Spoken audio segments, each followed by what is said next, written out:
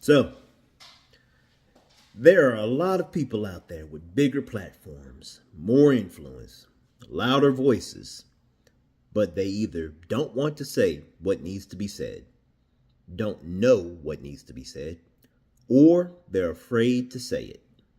I don't know what the holdup is, so here I am. Let's get into it. It's the sterling truth.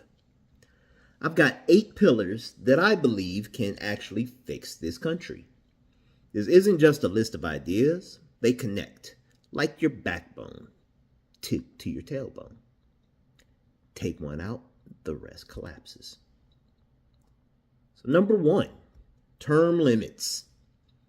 This is probably the one thing almost every American agrees on. Congress and the Supreme Court should not be lifetime gigs. 12 years max for senators and House representatives, 20 years max for Supreme Court justices.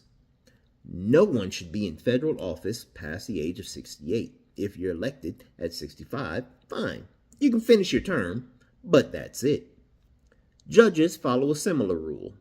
They can serve a full 20-year term just as long as they don't exceed the age of 70. This is supposed to be public service, not a lifelong throne. And if politicians knew their time was limited, they might actually focus on doing the job, not just campaigning for or setting up their next lobbying contract. Number 2, universal basic income. This isn't welfare. It's not a handout. It's a right, a constitutional level right. You remember the Declaration of Independence? We hold these truths to be self-evident, that all men are created equal, endowed by their Creator with certain unalienable rights, that among these are life, liberty, and the pursuit of happiness. Now ask yourself, what are the bare necessities for human life? Food, clothing, shelter. It's not luxury, that's survival.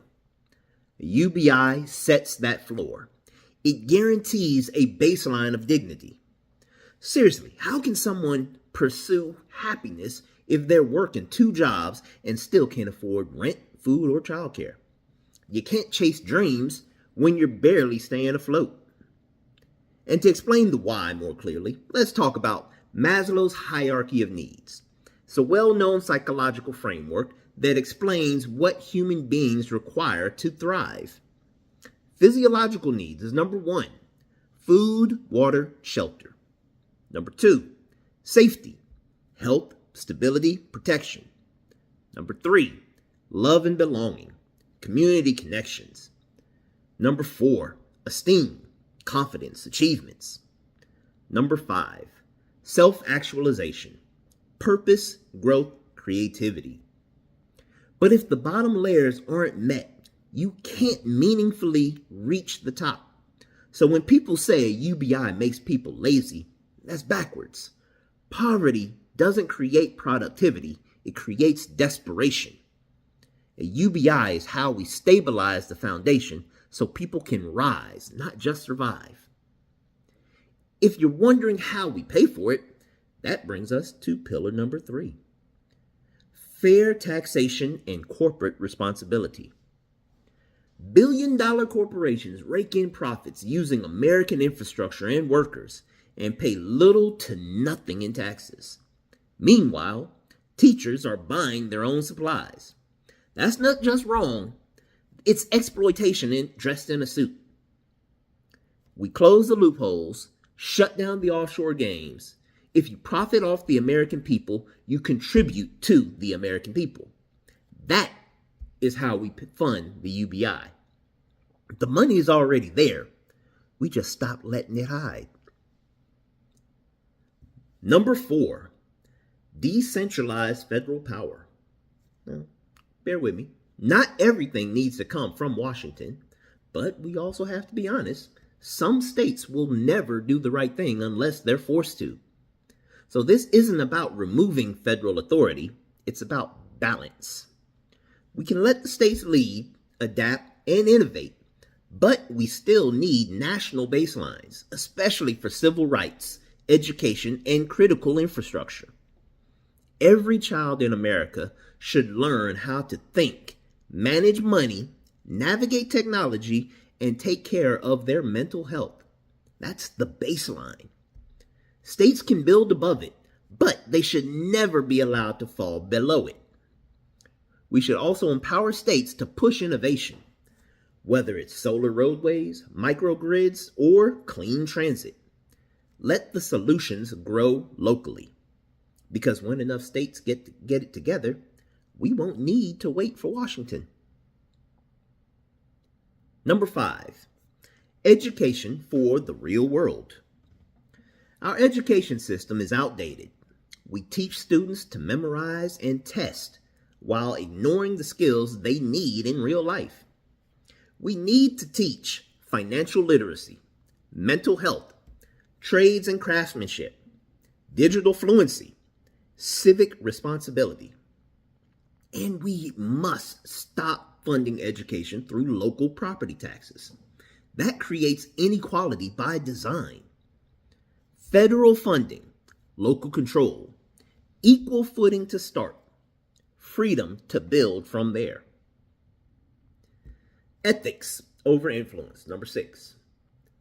Term limits aren't enough if dark money still rules the system. We need transparency, and we need campaign finance reform.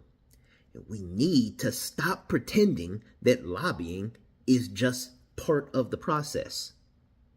Ban the revolving door, ban stock trading by lawmakers, and create a standing ethics commission with actual authority.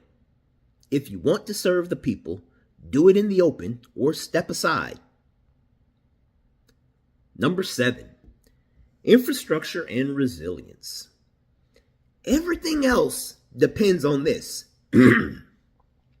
If the roads collapse, the grids fails, or the water's toxic, none of the other reforms matter. We spend billions overseas while ignoring urgent needs at home. That has to stop. Cybersecurity, water, transit, power. These aren't luxuries. They're national priorities. We need to stop patching potholes and start building for the next 100 years. Dream big again. Roads that generate power, buildings that feed the grid, neighborhoods that store clean energy. That is how we compete. That is how we lead, and that is how we build a future that actually works.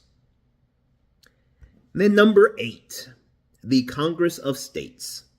This is the part they hope you never learn. Article 5 of the Constitution gives state legislatures the power to bypass Congress and propose constitutional amendments directly. If 34 states agree, they can propose reform. If 38 ratify it, it becomes law. No permission from Congress, no presidential signature, just the will of the people through the states. This is how we enact term limits. This is how we implement UBI. This is how we restore ethics, protect education, and build resilience through the Congress of States. So don't just nod along. Send this to your state representative. Send it to your governor. Send it to someone who complains about the system but never sees a way forward. And ask them, why aren't you supporting this? Because if we don't fix it, Washington never will. Let's get to work. This is the sterling truth. Reform by the people, for the people.